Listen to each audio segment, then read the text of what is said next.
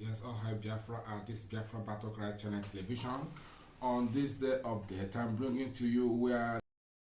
It's a great privilege to be here with you today to talk about a subject matter that is very close to our hearts, that is very personal to many of us, very sensitive matter, very painful matter indeed. And yes, some of us have lived with some bitterness, and we make no apologies about that. We were a people in war, led into war, not by our own wishes or design, but in self-defense. No apologies, Nigeria. No apologies to the world. But here we are. I'm sorry, I'm going to stand up, if you don't mind. My name is Onyeka Onwenu, and it's not the Onyeka Onwenu that you think you know, that you read about in the papers, but the Onyeka Onwenu that was born and raised in Port Harcourt. That's correct. And the person who made that statement knows. When he says DK Onwenu, he's telling you where this person came from. My father was the first Arrondissement man in the Federal House, and he was representing a Port Harcourt constituency. He was the principal of Enitonia High School. He was a brilliant man, but he died too early. Thank you. That's my background. I'm also from Abia State. Since I am Adamazi, I'm Onwenu. Adamazi. I'm from Imo State, Arrondissement, and I'm from Anambra, where my mother comes from. I can go there and live. I can do anything I want in Anambra. Nobody can say anything to me. I'm also from Lagos State. Surprise, surprise. Yeah, I'm from Lagos State. I married a Yoruba man. I have 2 Yoruba children. They only paid 5,000 naira as bride price. So we have a right to demand more money anytime. 5 minutes going. Yes, 50 years after I fought the war. As a young girl, 14, 15, 16, 17, I was in that war. And I lost many relatives. I worked in hospitals. I carried babies who died in my arms. I treated old people who took days to die.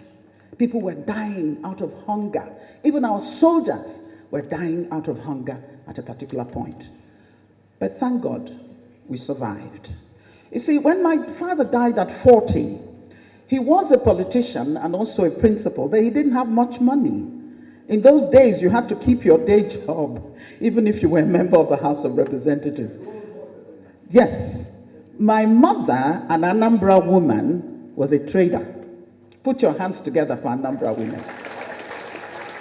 She was richer than my dad, so my dad would borrow money from her to buy the land, and he never paid back.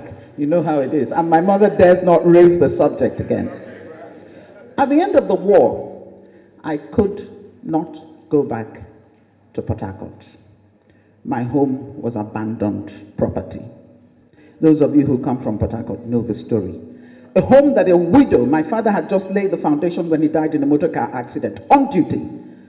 A building that a widow, and living just adjacent to us, the Ikopus on Hospital Road, we could see you, we could relate. In fact, I thought we were related because every family in Port Harcourt was together. You didn't care where they came from or who they were. Once you're from Port Harcourt, every parent had the right to reprimand another child that you saw misbehaving. It was a beautiful town, but we couldn't get back to it.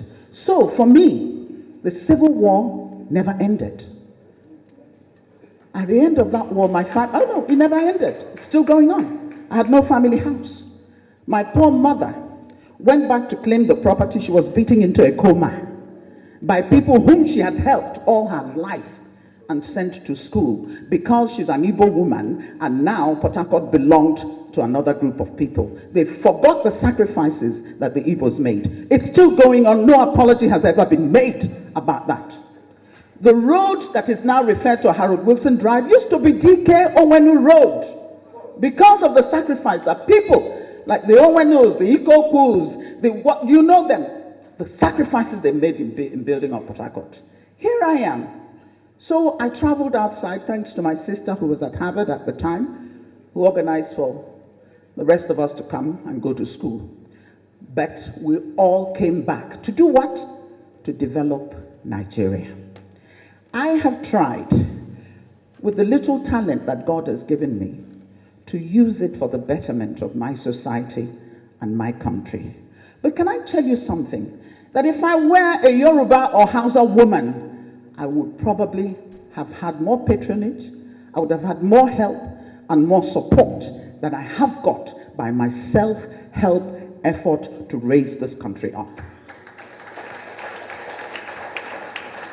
But I'm not asking anybody for anything. I put myself through school.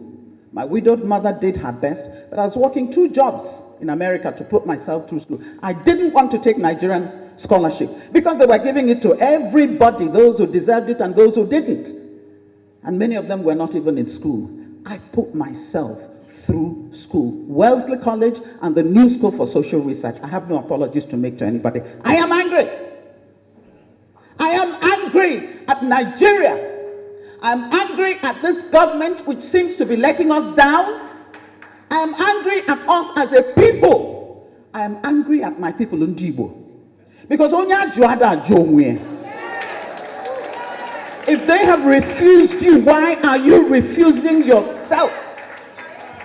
Stop complaining and do it for yourself. We've always been able to do that. How did we build Imo Airport? Nobody built it. We spent how many years raising money? I know it was my equipment that was traveling all over the country for concerts. I gave free concerts to build Imo Airport. That's who we have been. And I remember in those days, Purana, Imo State Union, Purana, Zetiobi, Dike Onwenu, Oputa, Ikoku, you name them, Alba Korana, that's it. No dispute. Everybody follows the line and gets done what needs to be done. Let me tell you about Ndibo.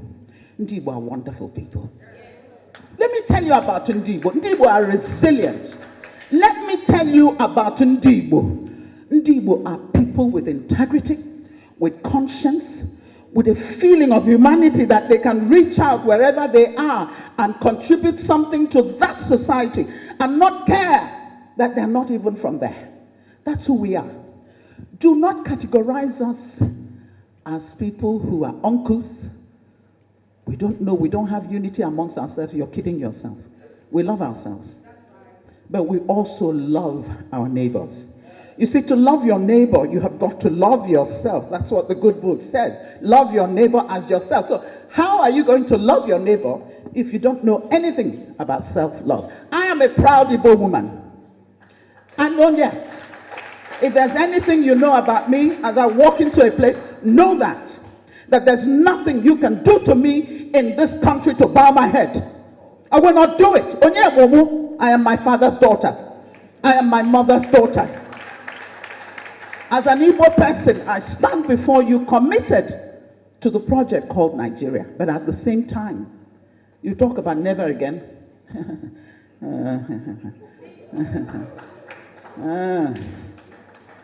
With what is happening now, never again?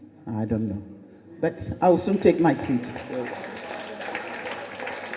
Let me say to the rest of Nigeria, you insult us, and sometimes we do the insulting as well, and that's terrible. We've come to a stage where we have to be insulting each other so badly. But go ahead. We will not succumb. We will not bow. We are children of God. We are here for a purpose. God has put us on this good earth for that purpose. You cannot drive us to the sea. You cannot tell us to shut up and take the pain that you are inflicting on us, abuse us on top of it. Listen, if you don't want us, then let us go. Thank you.